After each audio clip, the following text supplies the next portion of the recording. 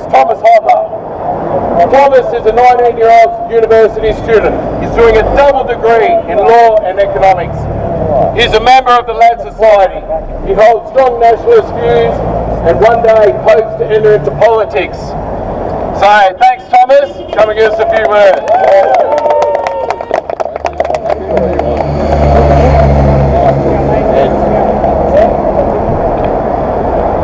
Thank you all for being here today with all of us. It's a truly meaningful experience for me and everybody else around here, I'm sure.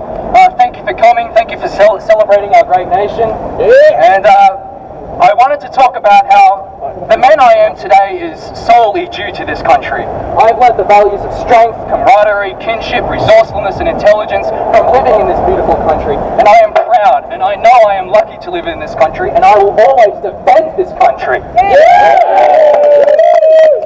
Now, we can rally and we can talk about how great Australia is, but we have to recognise that there is a problem in the current political climate.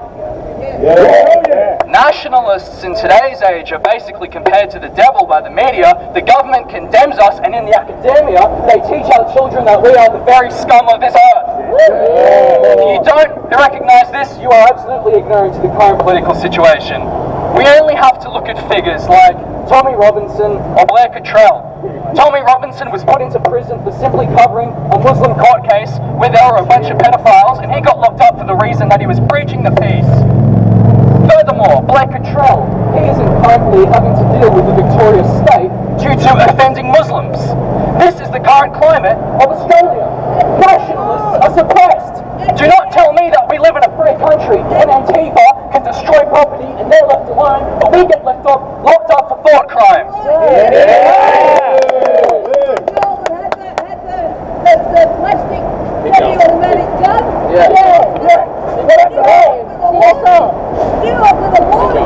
we did that with a plastic gun, we'd be in 100%. And nationalists in the media, we're called losers for wanting to defend this beautiful country, but if a man in Hollywood chops off his penis and says he's another gender, he's an absolute hero. He's a hero, but we're the losers. We're just idiots.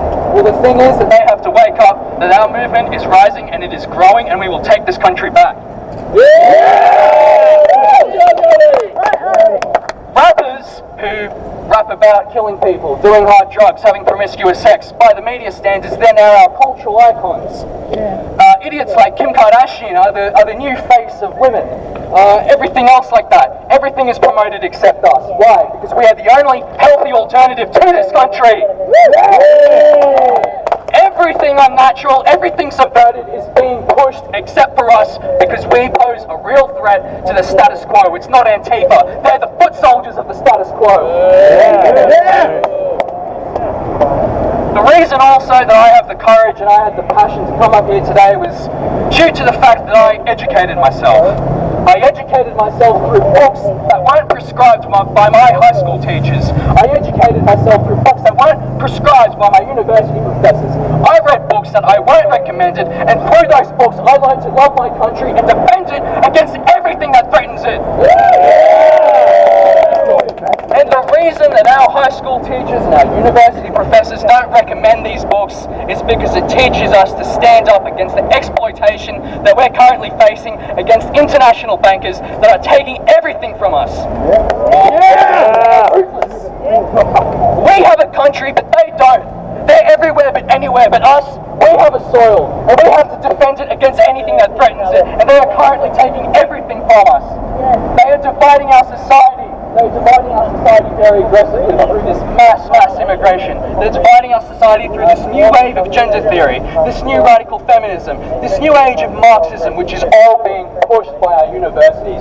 It is no coincidence that all of these Antifa idiots are coming straight out of university, because universities are propaganda machines. Absolutely! The way we fix this mass division in our communities, which I absolutely hate, is to recreate a national spirit, a national unity, one that can fight against this division.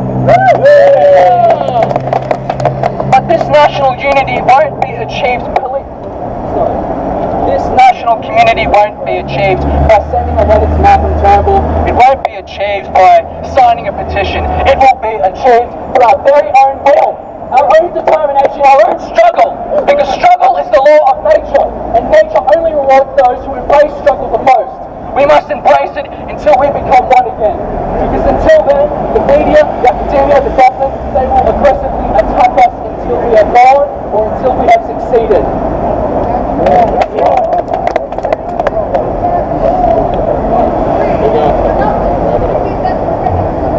Anyway, all I wanted to say here was today that we have to really work hard towards the future, and we have to create a new national community, and we have to put aside all of this Antifa and cultural Marxism that is currently happening. I want you, all of you, to continually educate yourselves and to continually educate those around you. But you have to believe that this nation is worth protecting. Convince everybody of that, because it is only once we turn our members of society to our group that we can succeed. Thank you very much. Yeah.